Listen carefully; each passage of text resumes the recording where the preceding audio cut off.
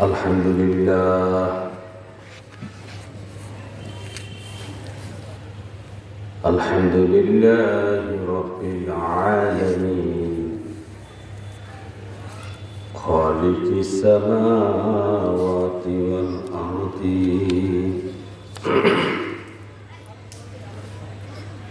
الصلاة والسلام على من كان نبيا وآدم بين الماء والطين سيدنا ونبينا وشفينا وحبيبنا وكيلنا وكفيلنا وأولنا ومعيننا محمد رسول الله صلى الله عليه وسلم قال الله تعالى في كلامه المجيد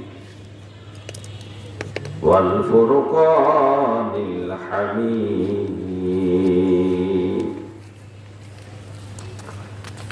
وما خلقت الجن والإنس إلا ليعبدون صدق الله مولانا العظيم وصدق رسوله النبي الكريم الآمين قال النبي صلى الله عليه وسلم طلب العلم فريضة على كل مسلم أو كما عليه الصلاة والسلام إن الله وملائكته يصلون على النبي يا أيها الذين آمنوا صلوا عليه وسلموا تسليما صل على حبيب خدا صل على محمد صل على حبيب خدا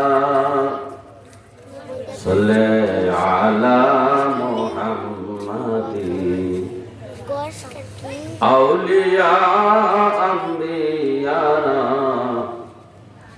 যে নামে বিলীন সে নামে মোহিতে ডাকি আমিন আমিন সলে আলা হাবিবে খোদা সলে আলা মুহাম্মাদিন সলে আলা হাবিবে খোদা সলে আলা মুহাম্মাদিন সালাতুন ইয়া রাসূলুল্লাহ আলাইকুম সালামুন ইয়া হাবিবাল্লাহ আলাইকুম সালাতুন ইয়া রাসূলুল্লাহ আলাইকুম সালামুন ইয়া হাবিবাল্লাহ আলাইকুম আমল নাই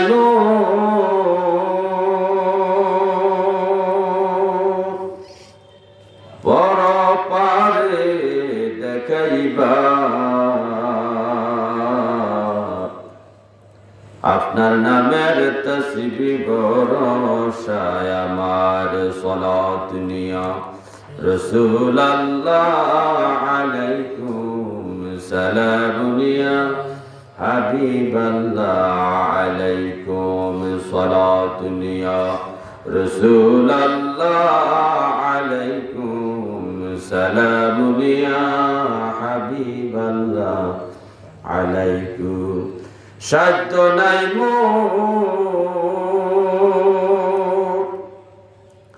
যাইতে আপনার দ্বারে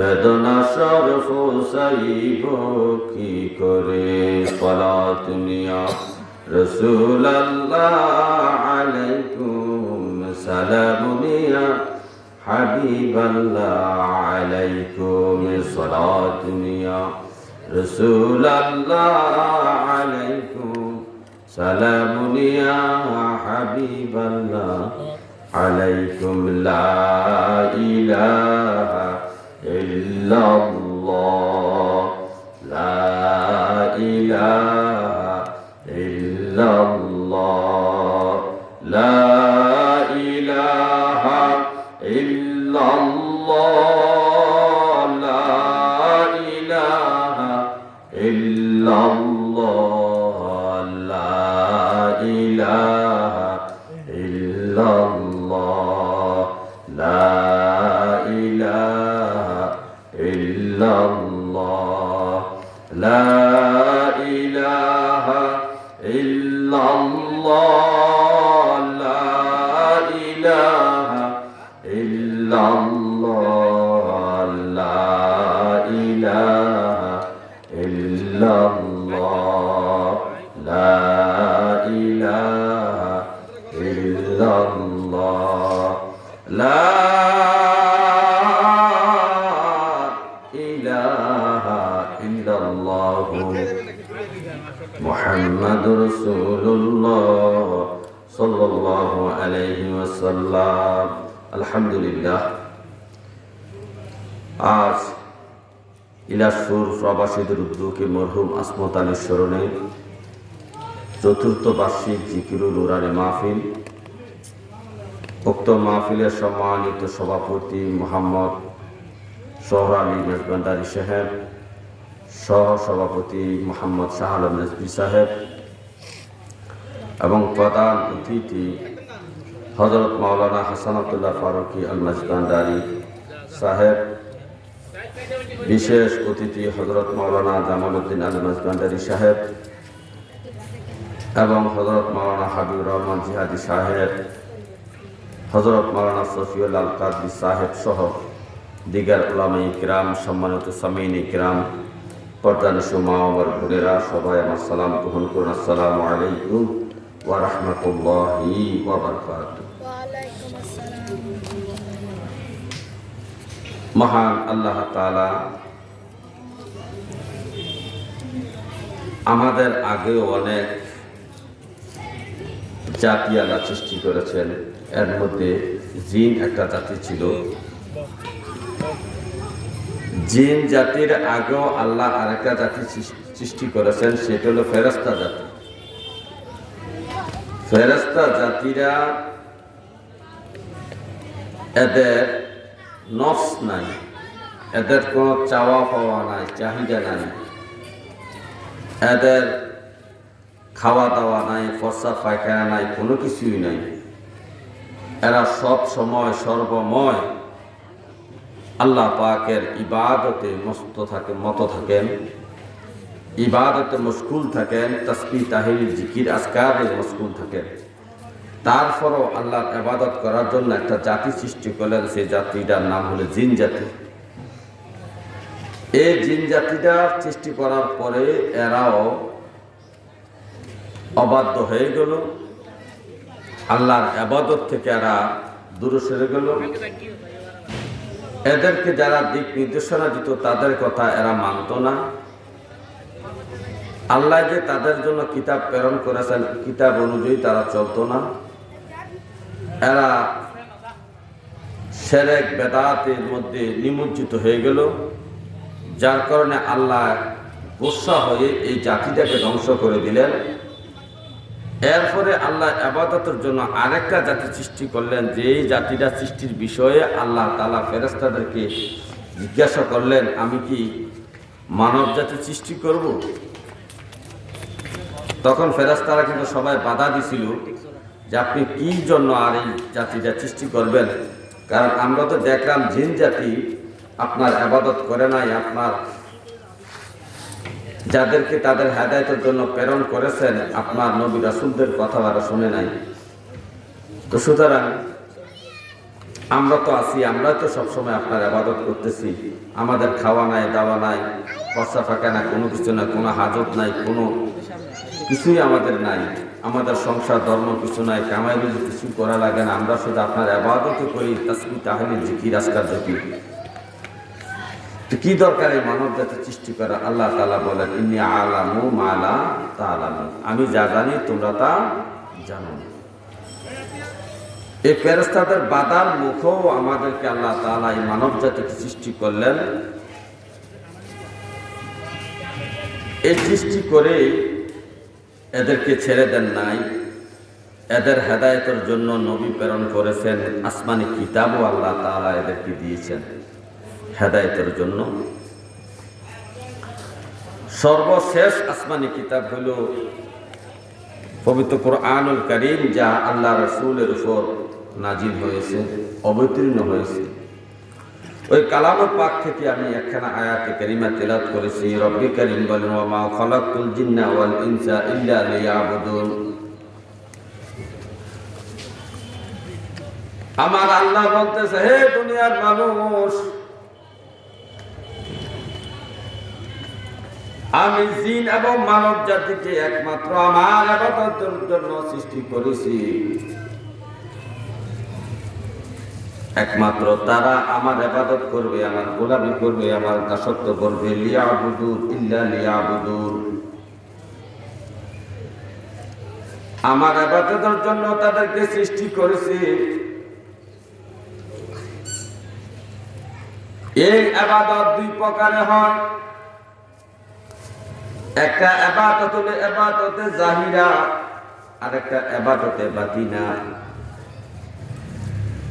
একটা ইবাদত হলো প্রকাশ্য ইবাদত, আর একটা ইবাদত হলো গোপনীয় ইবাদত। ইবাদতে জাহিরা যেমন নামাজ, রোজা, হজ, যাকাত, বরকত, পুশিদা, এগুলো হলো ইবাদতে জাহিরা। আর একটা ইবাদত হলো ইবাদতে বাতিনা। যে ইবাদতে বাতিনা, যেমন আল্লাহ পাকের মহব্বত, আল্লাহ পাকের তাওয়াল্লুক, আল্লাহ পাকের মারিফাত অর্জন করার জন্য যে চেষ্টা সাধনা করা হয়, চেষ্টা সাধনাকে বলা হয় ইবাদতে বাতিনা। আল্লাহ পাকের এই জাহের এবং বাতেন ইবাদত শিখতে হলে ইলম অর্জন করা লাগবে। ইলম অর্জন ব্যতীত আল্লাহ পাকের ইবাদত করা যাবে না। ইবাদত দেখে দেখে শিখা যায় না, ইবাদত একজন উস্তাদের কাছে শিখতে হয়। এই ইবাদত, ইবাদতে জাহিরা এবং ইবাদতে বাতিনা যদি সঠিকভাবে সহিষ্ণুভাবে আমল করতে হয়, আদায় করতে হয়, তাহলে আমাকে আপনাকে সবাইকে ইলম অর্জন করা লাগবে। এই জন্য নবীজি বলেন, হে আমার সাহাবারা, তালাবুল ইলমি ফরিদাতুন আলা কুল্লি মুসলিম, প্রত্যেকটা মুসলমান নরনারীর উপরে ইলম অর্জন করা ফরজ। যতটুকু ইলম অর্জন করলে ঈমান, নামাজ, রোজা, হজ, যাকাত, আল্লাহ পাকের মহব্বত, মারিফাত অর্জন করা যাবে, আল্লাহ পাকের সন্তুষ্টি অর্জন করা যাবে। ততটুকু ইলম ইবাদত করার জন্য ততটুকু ইলম অর্জন করা ফরজ। যেমন নামাজ পড়তে যা লাগবে, যত সূরা কেরাত লাগবে, তাসবিহ, তাহলিল, দোয়া, দুরূদ, আত-তাহিয়াত, দুরূদ, দোয়া, মাসুরা, এবং বিকেলের নামাজ পড়তে গেলে দোয়া কুনুত করতে হবে। এই এশার এই নামাজটুকু আদায় করার জন্য যা শিখা দরকার, নামাজের 13টা ফরজ, 14টা ওয়াজিব, 12টা সুন্নতে মুআক্কাদা, এগুলা নামাজ ভঙ্গের কারণ। এই ইত্যাদি বিষয়ে যতটুকু জ্ঞান অর্জন করলে নামাজটা সহিষ্ণুভাবে পড়া যাবে, অতটুকু ইলম অর্জন করা প্রত্যেকটা মুসলমানের উপর ফরজ। আরেকটা ফরজ হলো মানুষকে স্বভাব চরিত্রকে সুন্দর করার জন্য, আমল আখলাক সুন্দর করার জন্য যতটুকু এলেম অর্জন করার দরকার ততটুকু এলেম অর্জন করা প্রত্যেকটা মুসলমানের উপর ফরজ। এর জন্য আল্লাহর নবী বলছেন, হে আমার উম্মত, তালাবুল ইলমি ফরিদাতুন আলা কুল্লি মুসলিম। প্রত্যেকটা মুসলমান নর-নারীর উপর এলেম অর্জন করা ফরজ। এই এলেমটা দুই প্রকার হয়ে থাকে। ইবাদত যেমন দুই প্রকার হয়, ইবাদতে জাহিরা, ইবাদতে বাতিনা। এলেমটা দুই প্রকার হয়ে থাকে। একটা হলো ইলমে শরীয়তের এলেম, একটা হলো ইলমে তরিকতের এলেম।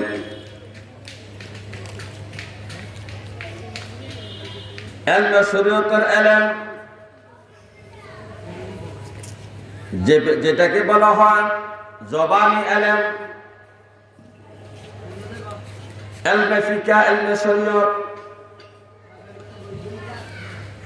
আরেকটা এলেম হলো কালবি এলেম, যেটাকে ইলমে তাসাউফের এলেম, তরিকতের এলেম বলা হয়। হাসান বসরি সুন্দর করে ব্যাখ্যা দিয়েছেন, তালাবুল ইলমি ফরিদাতুন আলা কুল্লি মুসলিম। এই হাদিসের ব্যাখ্যায় হাসান বসরি রাহমাতুল্লাহ আলাইহি সুন্দর করে কিতাবের মধ্যে ব্যাখ্যা করেছেন। তিনি বলতেছেন, আল ইলমু ইলমানি, এলেম দুই প্রকারের। ফা ইলমুন ফি কলবি, একটা হলো কলবি এলেম, ইলমে তাসাউফ যাকে বলা হয়, ইলমে তরিকত যাকে বলা হয়। ওই কলবি এলেমটা কি দরকার? ফাযাকাল ইলমুন নাফিউ, যে এলেমটা অত্যন্ত উপকারী এলেম,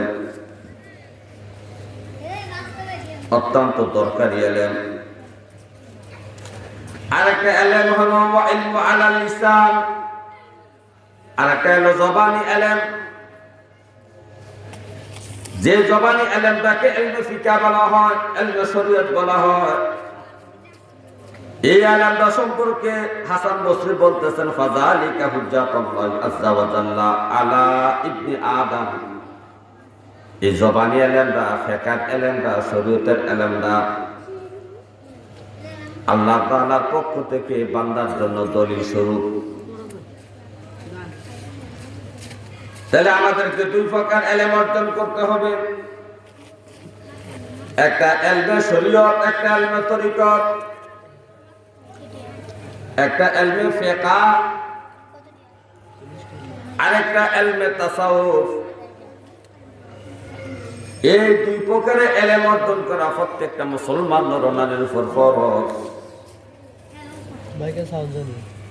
মালিকি মাযহাবের ইমাম মালিক রাহমাতুল্লাহ আলাইহি তার যুগের সমস্ত উলামায়ে কেরামদেরকে একত্র করে ঐক্যমত পোষণ করে সুন্দর করে ফতোয়া দিয়েছেন। ইমাম মালিক রাহমাতুল্লাহ আলাইহি বলেন, মান তাফাক্কাহা ওয়া লাম ইয়াতাসাওয়াফা, যে ব্যক্তি ইলমে শরীয়তের জ্ঞান অর্জন করলো, ইলমে তরিকতের ইলম অর্জন করলো না, সে ফাসিক।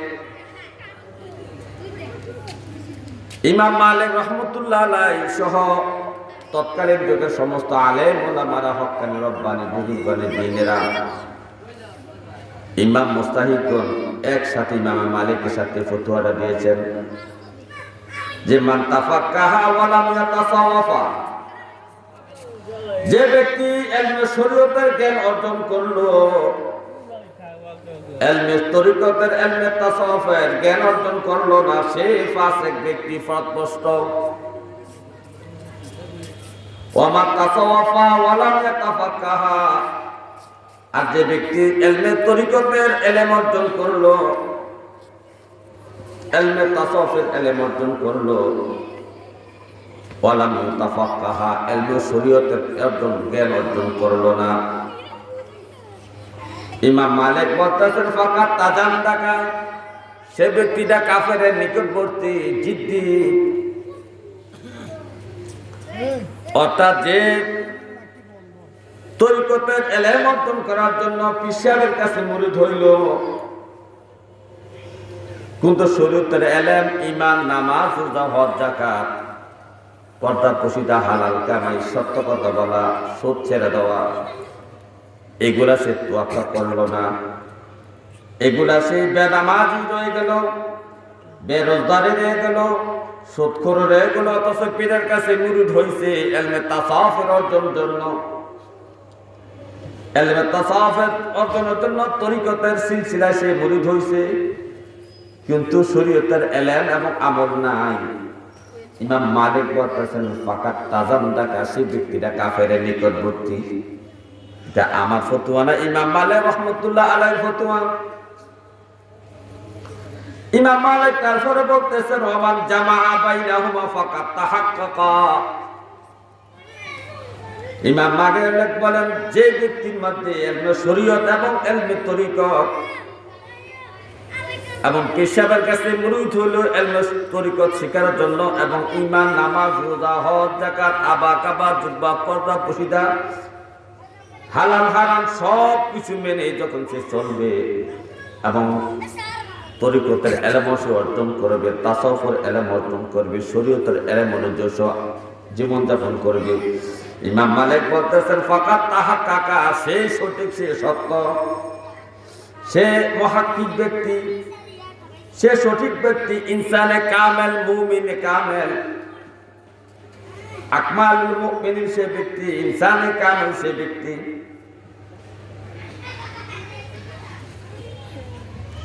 তাহলে আমাদেরকে ইলমে শরীয়ত এবং ইলমে তরিকত দুই প্রকার এলেম অর্জন করতে হবে।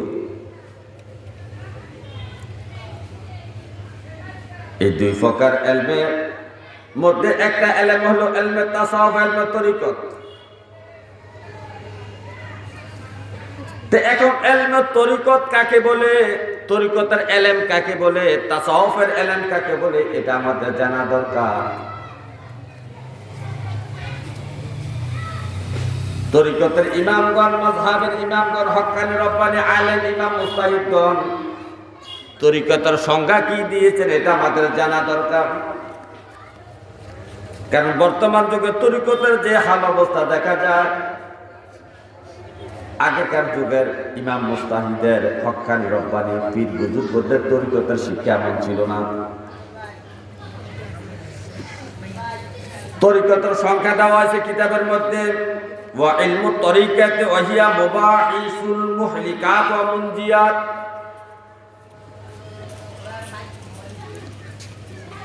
ইমাম মুজতাহিদগণ,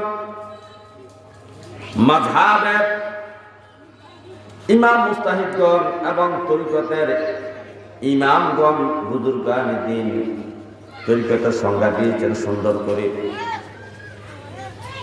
কিতাবে বলা হয়েছে ওয়া ইলমু তরিকা, ইলমে তরিকা হলো ইলমে তাসাউফ হলো কি শোনো, ওয়া হিয়া মুবাহিসুল মুহলিকাত ওয়া মুনজিয়াত, অর্থাৎ আত্মার ধ্বংস সাধনকারী যে বদখাসলতগুলো আমাদের মধ্যে আছে, আমাদের কলব আত্মার ধ্বংস সাধনকারী যে বদখাসলতগুলো আছে, খারাপ চরিত্রগুলো আছে, খারাপ দিকগুলো আছে,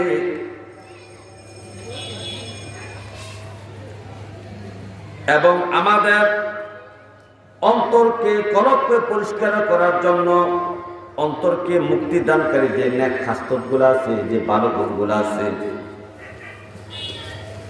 নেক খাসলত এবং বদ খাসলতের এই দুইটা এলেমের সমন্বয় হলো ইলমে তরিকত।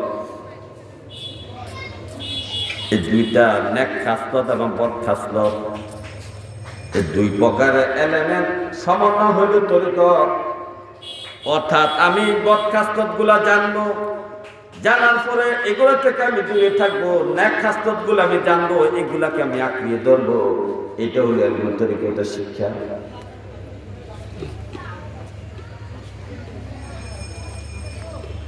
ইলমে তরিকতের শিক্ষা, এই যে মুহলিকাত আত্মার ধ্বংস সাধনকারী যে বদখাস্তগুলা, যেগুলা আমাদের অন্তরকে হালাক করে দেয়, ধ্বংস করে দেয়, আমাদের স্বভাব চরিত্রকে ধ্বংস করে দেয়, আমাদের আমল আখলাককে ধ্বংস করে দেয়, এই বিষয়গুলার নাম হলো মুহলিকাত। যেমন মুহলিকাতে অনেকগুলা প্রকার আছে। কিতাবের মধ্যে প্রায় 38 প্রকারের মুহলিকাতের বিষয় উল্লেখ করা হয়েছে।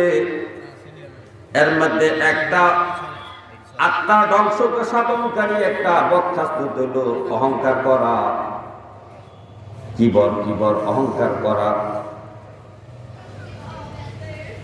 এই কিবর অহংকার করা প্রত্যেকটা মানুষের মধ্যে আছে। এই অহংকার আমাদেরকে ধ্বংস করে দিচ্ছে, আমাদের আমলগুলোকে ধ্বংস করে দিচ্ছে। এই অহংকার সম্পর্কে আমাদের জানা দরকার। আর এই জানার পরে আমাদেরকে অহংকার থেকে দূরে রাখার জন্য আমাদেরকে মুনজিয়াতের স্বভাবগুলা, নেককাস্তত স্বভাবগুলা আমাদের স্বভাবের মধ্যে, চরিত্রের মধ্যে আনয়ন করতে হবে। আরেক প্রকারের বদখাস্ত হলো হিংসা করা। আরেক প্রকারের বদখাস্ত হলো শত্রুতা করা, বেহুদা মানুষের সাথে শত্রুতা করা। আরেক প্রকারের বদখাস্ত হলো রাগ করা। আরেকটা বদখাস্ত হলো পর নিন্দা করা, গীবত করা।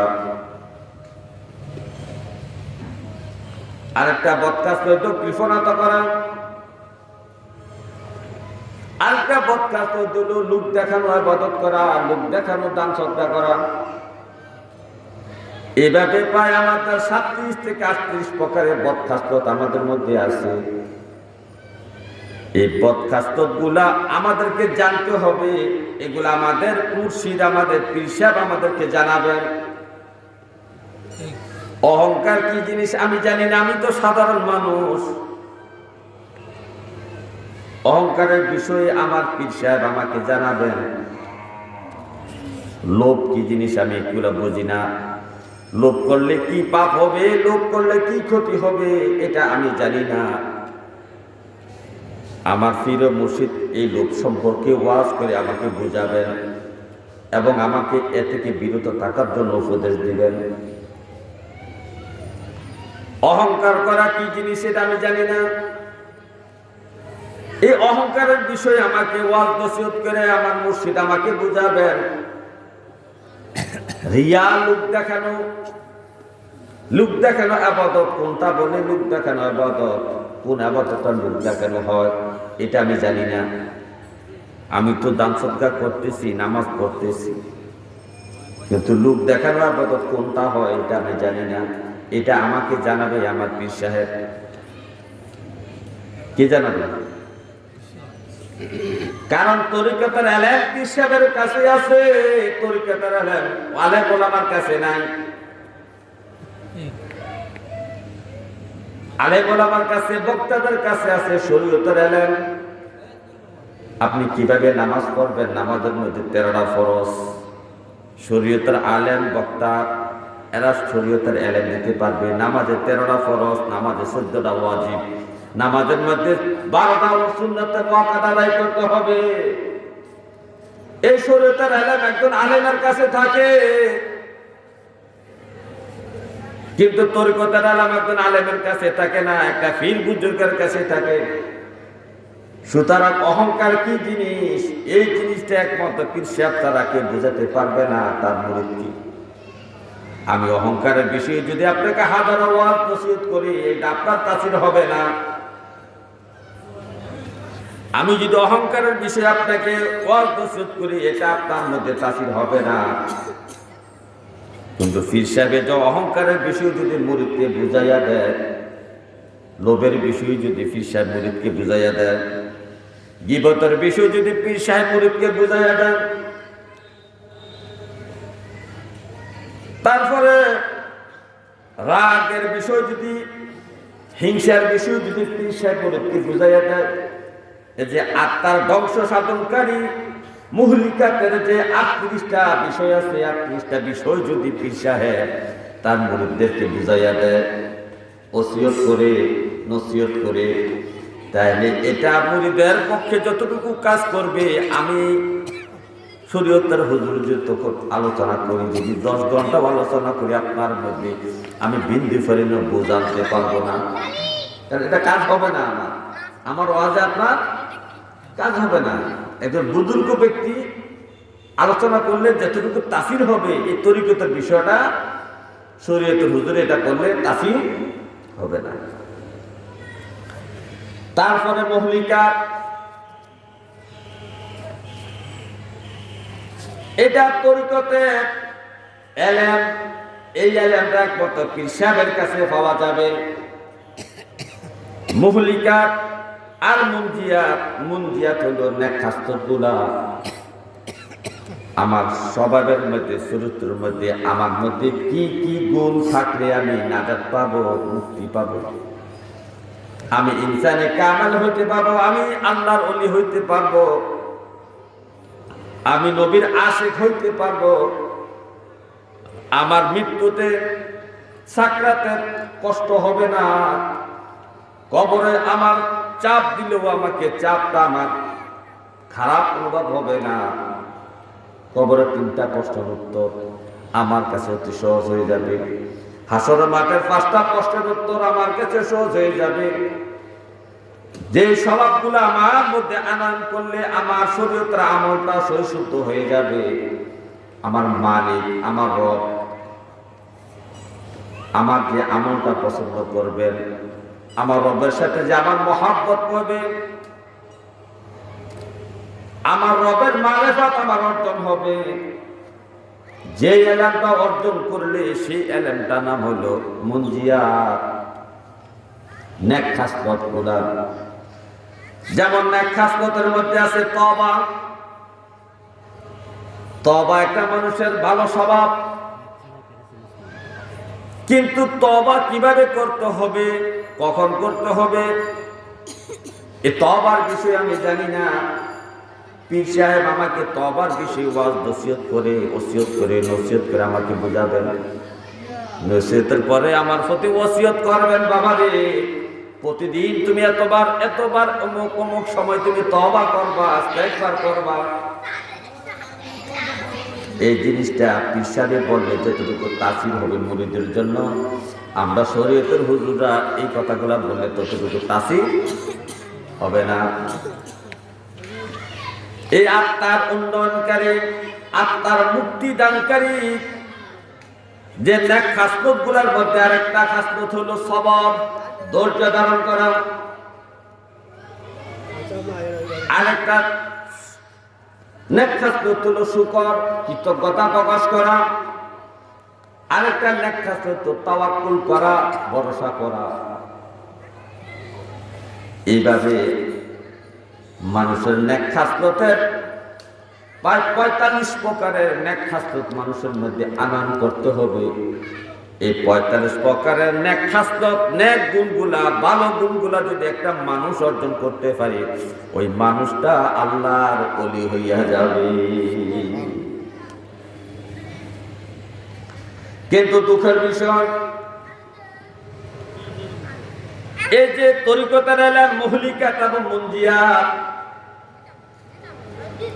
আজ আমাদেরকে শিক্ষা দেওয়া হচ্ছে না, আমাদেরকে জানানো হচ্ছে না, আমরা জানিও না। এই সমস্ত বিষয়ে আমাদের কোনো এলেম নাই, কোনো জ্ঞান নাই।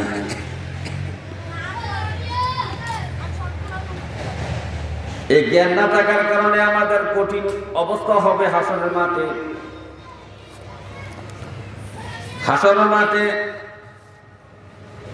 3 ব্যক্তিকে আল্লাহ বিচারের জন্য প্রথম নিয়ে আসবেন। কয় ব্যক্তিকে? 3 ব্যক্তিকে বিচারের জন্য নিয়ে আসবেন।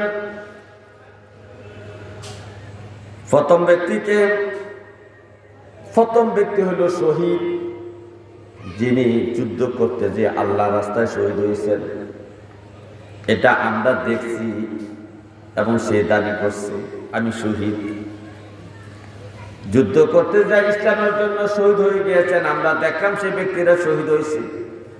এমন একটা ব্যক্তিকে ডাক দিয়া বলবেন, এই আমার বান্দা, তুমি যে তোমাকে যে শক্তি দিয়েছি, সামর্থ্য দিয়েছি, তুমি যুদ্ধ করেছ, শহীদ হয়েছ।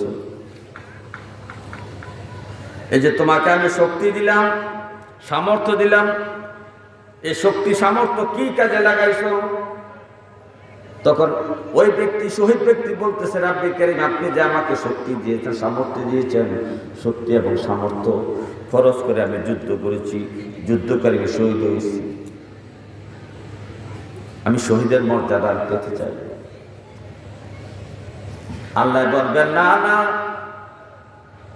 তুমি শহীদ হও নাই, তোমার এই শহীদের মধ্যে অন্য উদ্দেশ্য ছিল। অন্য উদ্দেশ্য কি? তুমি শহীদ হওয়ার সময়, যুদ্ধ করার সময় মনে মনে ভাবছ, মানুষ দেখুক আমি কেমনে যুদ্ধ করি, আমার যে কি শক্তি আছে সেটা মানুষের দেখুক। তুমি শক্তির প্রদর্শন করেছ, মানুষ তোমাকে বড় যোদ্ধা বলবে, লড়াকু সৈনিক বলবে।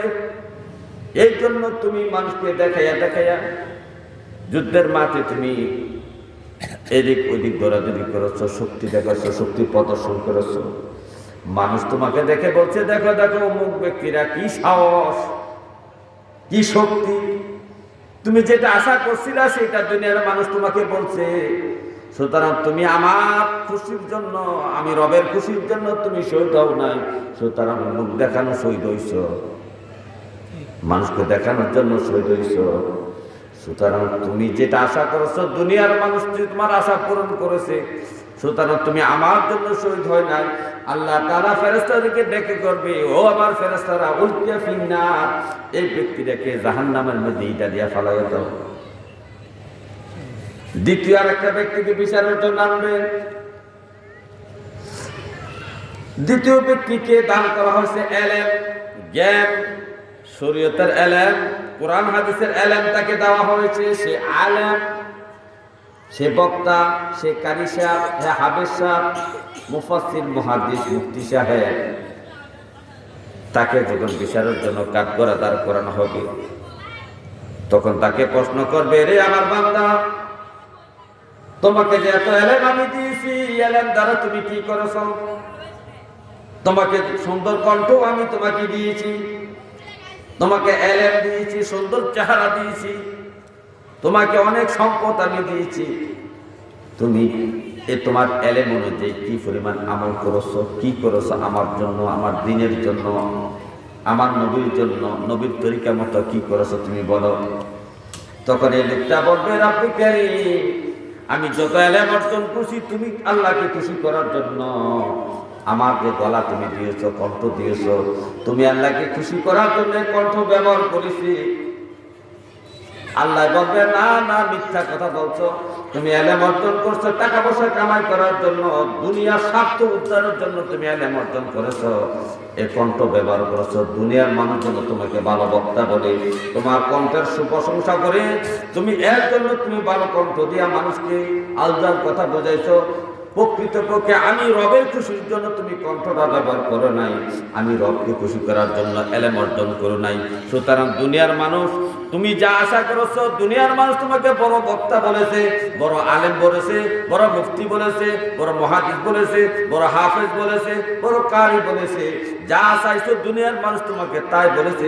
সুতরাং আমি রবের জন্য তুমি তা করো নাই, সুতরাং এর জন্য তুমি যা আশা করেছো সে আশা দুনিয়া তোমার পূরণ হয়ে গেছে। সুতরাং হাসর মাঠে তোমার আশা পূরণ হওয়ার কিছু নাই। আল্লাহ তাআলা ফেরেশতাকে ডেকে বলবে, ফেরেশতা রে, উলকিয়া ফিন্নার, এই নাফরমান বান্দারে জাহান্নামের মধ্যে ইটা দিয়ে ফালাইয়া দাও। কেন? ওই লোক দেখানো, কণ্ঠ ব্যবহার করছে লোক দেখানোর জন্য। কণ্ঠ কিসের জন্য ব্যবহার করছে? মানুষ আমারে ভালো, আমি বড় বক্তা, আমি কি সুন্দর গজল বইতাম পারি, কি সুন্দর কি করতে পারি, নিজের বাহাদুরি দেখার জন্য কণ্ঠ ব্যবহার করেছে। ঠিক কিনা বলেন? তো এটা কি লোক দেখানো না? মানুষকে খুশি করার জন্য যে এটা বলবে সেটাই লোক দেখানো, রিয়া রিয়া। মানুষকে দেখানোর জন্য এই প্যান্ডেলের মধ্যে স্টেজে বসে মাইকের সামনে গর্জন দেয়, কি হুঙ্কার দেয়, এটা মানুষকে লোক দেখানোর জন্য সে এগুলো করতেছে। মূলত আল্লাহকে সন্তুষ্ট করার জন্য, নবীর মহব্বতের জন্য নয়। এই লোক দেখানো এই আবাদত করার কারণে দেখছেন তার এলেম, তার জিকির, তার মিলা, তার ওয়াজ, তার নসিহত, তার গান, গজল, ওয়াজ কোনোটাই কাজে লাগলো না। আল্লাহ বলে উল্টিয়া ফিন্নার, তাকে জাহান্নামীটা দিয়ে ফেলাই দাও। হে আমার ভাইও, 3 নম্বর ব্যক্তি বিচারের জন্য হাজির করা হবে। 3 নম্বর ব্যক্তি হলো দানশীল, দানবীর ব্যক্তি। তাকে সম্পদ দিয়েছেন আল্লাহ। আল্লাহ কি দিয়েছেন? তাকে প্রচুর সম্পদ আল্লাহ দিয়েছেন। আল্লাহ তাকে প্রচুর সম্পদ দিয়েছেন। সে দুনিয়া দান করছে। ফুটবল খেলার জন্য 10,000, অমুক পুরুষের জন্য 20,000, অমুক মাহফিলের জন্য 10,000, অমুক মেয়ের বিয়ের জন্য 10,000, অমুক বাড়ি অমুক অনুষ্ঠানের জন্য জাকাতের জন্য 20,000 টাকা দিচ্ছে। মারহাবা মারহাবা আল্লাহর জন্য দান করছে। এই দানবের কে কষ্ট করবে? এরে দানবে, তুমি কেন দান করছো? এই যে আমি তোমাকে টাকা পয়সা সম্পদ দিলাম, লক্ষ লক্ষ কোটি কোটি টাকার মালিক তোমাকে বানাইলাম, তোমার বাড়ি গাড়ি আমি দিলাম, এই ধন সম্পদ তুমি কোন কাজে ব্যয় করেছো বলো? তখন বলবে আল্লাহ তোমার সন্তুষ্টির জন্য আমি ফুটবল খেলায় 10,000 টাকা দিয়েছি, তোমার সন্তুষ্টির জন্য আমি অমুক বাড়ির 20,000 জন্য 10,000 টাকা দিছি, অমুক একটা রিক্সা কিনা দিছি, অমুক মাহফিলে এত টাকা দিছি, অমুক রুচে এত টাকা দিয়েছি তোমার কিছু করার জন্য। আমার মাবুদ বলবে রে নাফরমান বান্দা, তুমি মিথ্যা কথা বলছো, তুমি মিথ্যা কথা বলছো, মনে মনে আশা করছো আমি যে 10,000 টাকা ফুটবলে খেলায় দিলাম আমার নামটা সবাই উচ্চারণ করবে।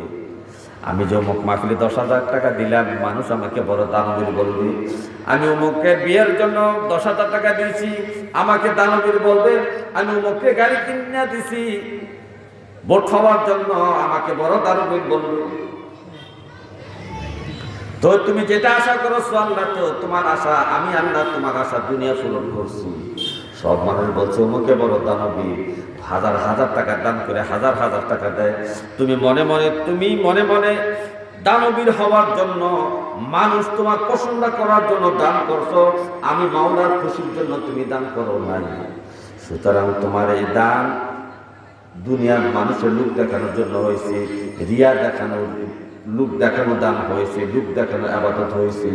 সুতরাং তুমি যা চাইছো দুনিয়াটা পাইছো। ফেরেশতাকে দেখে রে আমার ফেরেশতারা উলকিয়া ফিন্নার, এই দানবীর বান্দাটাকে ইটা দিয়া জাহান্নামের মধ্যে ফালাইয়া দাও। সাল্লে আলা হাবিবে খোদা, সাল্লে আলা মুহাম্মাদিন, সাল্লে আলা হাবিবে খোদা, সাল্লে আলা মুহাম্মাদ। আউলিয়া আম্বিয়ারা যে নামে বিলীন, সে নামে মরিতে ডাকি আমিন আমিন। সাল্লে আলা হাবিবে খোদা।